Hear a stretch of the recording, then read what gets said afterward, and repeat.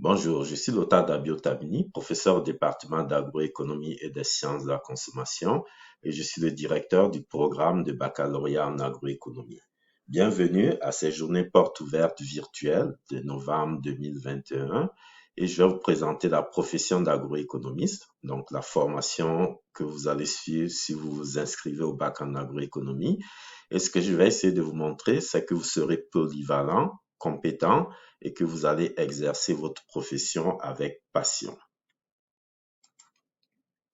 Je vais commencer par quelques vrais ou faux pour essayer d'aller vers des éléments de contexte qui vont nous montrer un peu dans quel contexte global évolue l'industrie bioalimentaire au Québec, au Canada, et je vais parler un peu aussi des autres économies dans le monde. Donc, en moyenne, l'empreinte économique de l'industrie bioalimentaire au Québec est de 4% du PIB. Eh bien non. En fait, cette empreinte est de 7,5% du PIB du Québec. Et de plus, l'industrie bioalimentaire, donc quand vous commencez à son tout début, mettons par les fournisseurs d'intrants, jusqu'au bout de la chaîne avec le consommateur, avec la restauration, avec les épiceries. Donc finalement, c'est le premier employeur au Québec avec à peu près 12% des emplois. Et si vous vous intéressez également à cette question d'un pays en développement, le poids de l'économie, le poids dans l'économie de l'industrie bioalimentaire sera encore plus fort lorsqu'on sera dans un contexte des pays en développement en termes de création du produit intérieur brut, donc de la richesse d'un pays, mais également en termes d'emploi.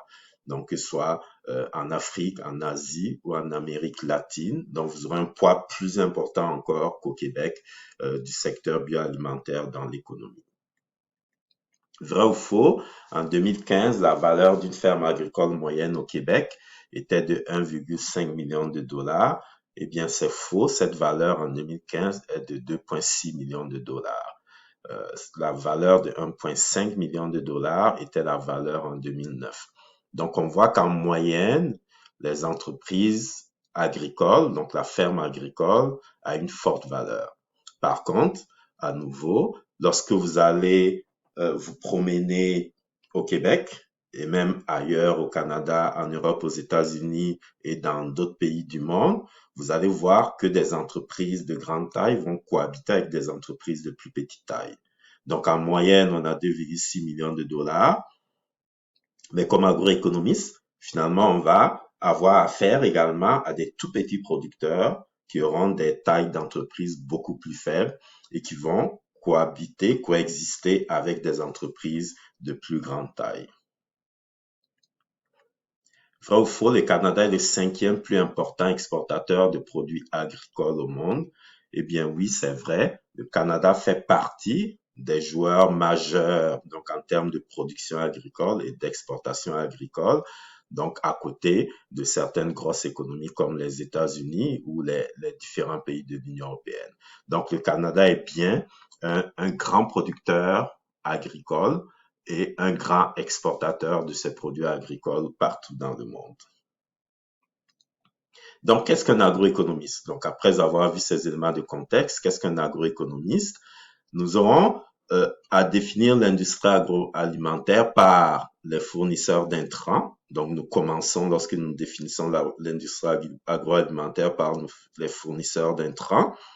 Et dans les fournisseurs d'intrants, vous aurez des fournisseurs, par exemple, d'engrais, de pesticides, d'herbicides, ainsi de suite, ou même de machinerie agricole. Donc, que vous aurez dans le segment des fournisseurs d'intrants. Ensuite, vous aurez la production, donc la production agricole primaire, donc végétale ou animale, la transformation de cette production primaire, la distribution et la consommation. Donc, notre industrie agroalimentaire va regrouper l'ensemble de ces maillons. Donc, lorsqu'on va vouloir faire une analyse donc de ce secteur d'activité. Donc, les intrants, la production, la transformation, la distribution et la consommation. Et cela va faire que finalement, nous serons obligés, comme agroéconomistes, d'être polyvalents. Nous serons à cheval entre les sciences sociales, les sciences appliquées et la gestion. Les sciences sociales, parce que c'est de l'économie et parce qu'on travaille avec des humains, Donc, lorsque je parlais tout à l'heure de la petite exploitation agricole, donc c'est quelque chose où on va interagir d'abord avec le producteur agricole et puis sa manière dont il voit l'agriculture, la production agricole. Donc, à la fois comme économiste, parfois, certains d'entre nous vont aller aussi vers des questions un peu plus sociales lorsqu'ils vont aborder des questions en économie, en agroéconomie. Mais on travaille également sur un élément de la nature qu'on a besoin de connaître. Donc, on aura des sciences appliquées dans notre formation qui vont nous permettre de comprendre la plante, qui vont nous permettre de comprendre les animaux et nos réflexions, donc comme économistes, ne pourront pas être détachées finalement du fait que on travaille sur un élément de la nature, sur des éléments de la nature que sont les animaux et les plantes. Mais on aura également des éléments de gestion. Nous avons vu tout à l'heure avec la taille moyenne d'une entreprise qui est de 2,6 millions de dollars qui était en 2015. Donc, il faut être bien gestionnaire pour pouvoir gérer ce type de taille d'entreprise. Mais également, ces questions de gestion, de financement vont également être importantes pour les plus petites entreprises. Donc, on a vraiment les trois piliers qui vont faire l'agroéconomie, les sciences sociales, les sciences appliquées et la gestion. Donc, si je regarde d'abord la composante agronomique, donc on a les plantes, donc on a la production sur la base de plantes et on a des productions animales avec donc dans mes images que j'ai là, des vaches, des porcs et des agneaux. Et si on regarde un peu plus attentivement les implications du fait de travailler sur des outils animés, donc sur la nature, c'est par exemple l'agriculture, lorsque ça contribue aux émissions de gaz à effet de serre, c'est par le biais donc des productions animales. Donc nous, comme agroéconomistes, si nous nous intéressons à la question environnementale, nous allons nous intéresser donc à nos pratiques agronomiques, que ce soit en production animale ou en production végétale, parce que au final, c'est ce qui aura un impact sur l'entreprise en termes d'économie, donc au niveau de l'entreprise, mais si nous nous intéressons donc à la question environnementale, qui aura également un impact donc sur le plan environnemental. Donc, on partirait donc de notre élément d'analyse, donc dans son composante agronomique, et cet élément d'analyse, c'est bien un élément de la nature, donc au niveau des animaux ou des plantes. On a la partie gestion et administration dont nous avons parlé tout à l'heure. Donc, il s'agirait à ce moment-là, parce que c'est des entreprises, donc entreprises agricoles, entreprises agroalimentaires, donc il faudra les gérer. Et notre rôle d'agroéconomiste, donc tel que la formation est pensée, ça sera de pouvoir soit gérer, donc si nous décidons que nous créons nos entreprises, gérer, ou alors de pouvoir conseiller les propriétaires d'entreprises agricoles. Et on a la dimension économie appliquée et analyse en politique agricole. Là, j'ai un graphique avec l'exemple des accords commerciaux entre pays. Donc, le Canada a un accord avec les États-Unis, Mexique, a des accords avec les pays européens, les pays de l'Asie. Donc, il y a des accords commerciaux comme ça qui ont des impacts sur notre secteur agricole. Donc, là, notre rôle comme économiste appliqué, ça sera de voir un peu les effets de ces accords au niveau donc du secteur agricole et agroalimentaire. J'ai un graphique également ici de prix. Donc, comme économiste, ce que nous allons essayer d'expliquer, de comprendre, c'est pourquoi, par exemple, les dynamiques de prix qu'on a sont celles qu'on observe là, avec des pics, des creux. Donc, pourquoi une dynamique de prix avec des pics et des creux dans certains pays, alors qu'au Canada, on a des prix qui sont un peu plus lisses en général. Donc, comme économiste, on va essayer d'analyser ces questions. Et ici, je montre un graphique, en fait, pour caractériser le fait que on a de plus en plus de données que nous avons à analyser comme économistes. Et donc, ça va faire appel finalement à des métiers qui utilisent des données de plus en plus importantes, des données massives. Je vais aller jusqu'à données massives. Par exemple, lorsque vous allez avoir l'outillage agricole qui va dans les champs, donc ça collecte un nombre important, une quantité importante de données, et ces données vont devoir être analysées au bénéfice donc de l'entreprise agricole. Donc, nous avons de plus en plus à gérer un nombre important de données, à analyser un nombre important de données. Donc, lorsque nous voulons conseiller en termes de choix de politique ou conseiller au niveau des entreprises agricoles. Et finalement, ici, justement, on a les choix de politique. Donc, on a la politique bioalimentaire, par exemple. Notre rôle, ça sera d'analyser les politiques qui sont en place, donc bioalimentaire ou la politique agricole commune, et finalement, de voir l'impact possible de ces politiques, de proposer éventuellement des programmes, de proposer des projets, donc qui vont permettre d'atteindre les objectifs des différentes politiques. Et ces politiques seront importantes pour le développement du secteur agricole et agroalimentaire. Et par exemple, en Union européenne, la PAC est un des piliers fondamentaux donc, de la construction européenne. Donc, comme analyse de politique, nous allons avoir à traiter de ces questions et à analyser ces questions.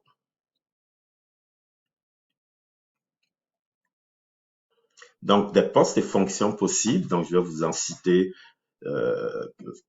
quelques-uns de ces postes. Donc, gestionnaire d'entreprise agricole ou agroalimentaire.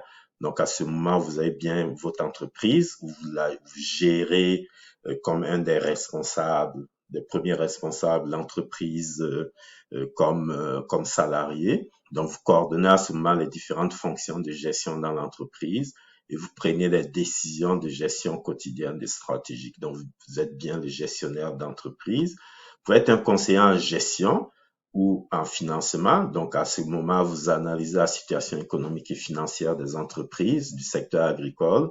Vous conseillez les gestionnaires de l'entreprise agricole et vous analysez les demandes de financement. Donc, par exemple, ceux qui vont se retrouver dans le secteur bancaire, donc c'est vraiment ce qu'ils vont faire lorsqu'ils seront des conseillers en financement. Conseillers en développement, vous analysez les besoins des milieux et des intervenants en matière d'outils de développement. Vous concevez et élaborez des outils de vulgarisation sur des sujets de développement. Et donc, ces aspects marcheraient à la fois dans un contexte développé. Donc, vous pouvez penser, par exemple, à tout ce qui est aménagement d'un territoire rural. Donc, qu'est-ce qui va faire qu'on garde un dynamisme dans les territoires ruraux? Donc, vous vous retrouvez à être un conseiller en développement, comme ça peut être dans un contexte d'économie en développement. Donc, vous êtes vraiment dans le développement fondamental du secteur agricole. Analyse en politique agricole et commerce international. Donc, vous analysez les secteurs de production, les accords commerciaux et les politiques qui s'y appliquent, pardon. Et on en a parlé tout à l'heure. Et vous évaluez les programmes et vous contribuez également à l'élaboration des programmes. Et finalement, certains d'entre vous peuvent décider d'aller vers des métiers de formateurs et de communicateurs spécialisés. Donc, à ce moment, vous enseignez l'agroéconomie dans les programmes agricoles, que ce soit au niveau collégial et autres. Et également, vous le rendez disponible, donc vous êtes vulgarisateur, vous êtes communicateur. Mais vous avez également d'autres avenues possibles que je présente là. Donc, vous avez des actions collectives, donc vous pouvez travailler sur tout ce qui est vraiment dans la collectivité. Et ça peut être dans un territoire, donc pour l'aménagement du territoire. Ça peut être en développement international. Vous pouvez même accompagner des groupes qui sont intéressés par une action spécifique dans le secteur agricole. Mais également, vous avez la question d'environnement, donc avec les changements climatiques, avec le développement durable, ou par exemple, si vous décidez d'avoir une utilisation raisonnée, par exemple, d'intrants agricoles, donc vous voudrez que votre entreprise soit rentable sur le plan économique, ait un impact faible sur l'environnement, mais également que, par exemple, les travailleurs qui travaillent dans votre entreprise avec vous, les conditions de travail soient respectées, les conditions de travail soient bonnes. Vous avez la mise en marché de produits et le marketing. Donc, certains agroéconomistes vont se retrouver au niveau des distributeurs, donc des grands distributeurs de produits agricoles et agroalimentaires. Et à ce moment, ils seront responsables donc de la mise en marché des produits. Vous pourrez même vous installer à votre compte comme entrepreneur agricole ou agroalimentaire. En possibilité lorsque vous décidez d'aller vers le métier de l'agroéconomie. Donc, du fait d'avoir une formation en agronomie, donc ça vous donne accès à l'ordre des agronomes. Et ça serait important lorsque vous allez décider de conseiller des entreprises agricoles, parce qu'il faudra être membre de l'ordre à ce moment-là pour pouvoir donner du conseil, donc du fait d'être agroéconomiste. Donc, pour aller vers l'ordre des agronomes, vous pouvez aller vers l'association des économistes. À ce moment, vous décidez d'avoir un rôle en termes de politique publique, donc d'aider dans les choix de politique publique. Et souvent, si vous suivez l'actualité, lorsqu'il y aura une question économique d'intérêt, l'association des économistes québécois vont donner des avis, donc pour aider à la prise de décision. Mais également, vous pouvez aller vers des maîtrises ou des doctorats, et du fait d'avoir une formation initiale polyvalente, donc avec votre bac en agroéconomie, cela vous ouvre une multitude de possibilités de spécialisation pour votre maîtrise. Donc, vous pouvez aller en administration parce que vous allez plus vers des questions de gestion finance. Vous pouvez faire l'économie ou l'agroéconomie, ou alors vous pouvez encore aller vers des questions d'environnement et des questions de développement rural, donc qui sont plus larges en termes de problématiques que vous allez embrasser au niveau de votre maîtrise. Donc, votre polyvalence vous offre un avenir riche en possibilités. Donc, et le fait d'avoir cet avenir riche en possibilités fait que finalement, vous serez un professionnel passionné parce que vous aurez fait un choix de métier qui vous passionne. Donc, cette polyvalence donc fera de vous un professionnel qui est passionné. Votre polyvalence est un atout important pour vous, mais un élément important également de la formation au baccalauréat en agroéconomie, c'est que c'est une formation pratique. C'est vraiment une richesse de cette formation. Et cela passe par 2 stages obligatoires qui sont rémunérés. Un stage en entreprise agricole après la première année, donc dans la première année du baccalauréat en agroéconomie. Et l'idée, c'est de familiariser avec l'entreprise agricole. Donc, ceux qui n'ont pas encore travaillé en entreprise agricole, ça leur donne un premier contact avec les entreprises agricoles. Et ceux qui étaient déjà en entreprise agricole, on demande d'aller vers des filières qui connaissent moins. Et de plus, il y a un deuxième regard sur l'entreprise, puisque vous aurez fait déjà 2 sessions au niveau du baccalauréat. Vous avez également un stage professionnel à la fin de vos études. Et dans ce cas, dans une organisation, vous allez faire l'analyse d'une problématique importante pour cette organisation sous l'encadrement d'un superviseur dans l'entreprise et d'un prof du département d'agroéconomie. Et à la fin, vous allez produire un dossier agroéconomique dans lequel vous allez résumer finalement la problématique que vous avez analysée ainsi que les principales conclusions que vous tirez de cela. Vous avez des stages internationaux également qui sont crédités. Donc, vous pouvez faire votre stage en international et également, vous pourrez même aller faire des sessions à l'international et elles vous seront créditées. Le lien entre le milieu des praticiens et l'université, donc avec les profs du département d'agroéconomie, sont importants et cela fait l'ADN du département. Donc, ce lien fait l'ADN du département. Étant donné que nous sommes une formation d'économie appliquée, nous donnons une formation d'économie appliquée, ce lien avec les praticiens est important, tout comme la préoccupation constante que nous avons de l'application des notions fondamentales qui sont étudiées. Donc, nous avons un lien qui est pratique. Et du fait d'avoir un lien pratique, lorsque nous travaillons sur des questions fondamentales, nous veillons à nous assurer que ces questions soient appliquées. La vie associative est riche. Il est évident que l'année passée, ça a été un peu plus difficile, mais ça reprend. Les différents clubs, associations et, au niveau de la faculté ont trouvé les moyens de communiquer, les moyens de travailler ensemble, les moyens de se connaître. Et en général, vous allez faire des rencontres qui vont vous enrichir à la fois lorsque vous serez présent à l'Université Laval, mais également, ce sont des amitiés que vous allez vouloir garder pour certaines tout au long de votre vie.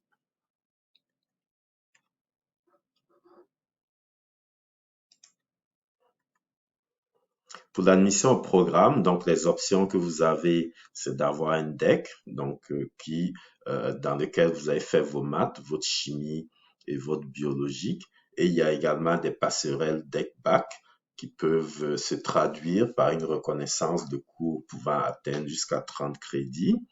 Donc, pour ce qui est des decks, donc les candidats titulaires d'un deck en sciences, lettres et arts, ou d'un baccalauréat international sciences pures et appliquées, ou un deck en sciences de la nature, donc pourrait être admis, pardon, ou tout autre deck. Et en plus, il faut avoir réussi les cours de mathématiques, de chimie et de biologie. Donc, vous avez plusieurs decks qui vous donnent droit à une admission au programme de baccalauréat en agroéconomie et certains autres decks que vous aurez fait. Donc, si vous avez les cours de mathématiques, de chimie et de biologie qui sont réussis, vous pourrez avoir accès directement au programme de baccalauréat en agroéconomie. Dans certains autres cas, on va vous demander de suivre une scolarité préparatoire. Donc, il y a des cours qui vous seront proposés et c'est à l'issue de ces cours que vous pourrez avoir accès donc au programme de baccalauréat en agroéconomie. Pour ce qui est des candidats titulaires d'un deck technique, donc le candidat titulaire d'un deck technique peut vérifier donc sur le site des passerelles deck-back, donc s'il existe une entente entre l'établissement dans lequel il a fait son deck et l'Université Laval. Donc, nous avons un certain nombre d'ententes comme ça qui fait que finalement, on a une passerelle et de ce fait, donc comme indiqué dans la diapositive précédente, vous pouvez économiser jusqu'à 30 crédits, donc raccourcir vos temps, la durée de votre baccalauréat en agroéconomie. Si vous avez étudié hors du Canada, donc les candidats admissibles sont ceux qui auront un diplôme d'études préuniversitaires totalisant 13 années ou un diplôme d'études préuniversitaires de 12 années et une année d'études supérieures, ou si vous avez fait le système francophone, donc ce sera un baccalauréat de l'enseignement secondaire. Et dans tous les cas, donc votre formation doit être jugée satisfaisante en maths, chimie et biologie. Donc, c'est sur cette base que votre dossier sera analysé et dans certains cas, donc on vous demandera éventuellement de faire des cours préalables. Pour retrouver toutes ces informations sur le baccalauréat en agroéconomie, donc si vous allez sur Google, vous tapez baccalauréat en agroéconomie, donc vous allez avoir dans les suggestions donc cette suggestion, donc baccalauréat en agroéconomie de l'Université Laval. Lorsque vous cliquerez là-dessus, donc cette page va s'ouvrir, donc la page officielle du baccalauréat en agroéconomie, avec la description officielle du programme de baccalauréat en agroéconomie.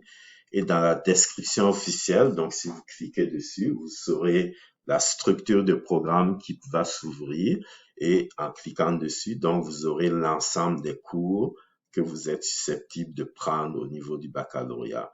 Vous aurez également un lien vers la personne qui sera chargée de vous conseiller dans le cas où vous voulez entreprendre des études au bac en agroéconomie et vous avez besoin d'informations complémentaires. Sur ce, merci bien et au plaisir de vous rencontrer dans notre programme.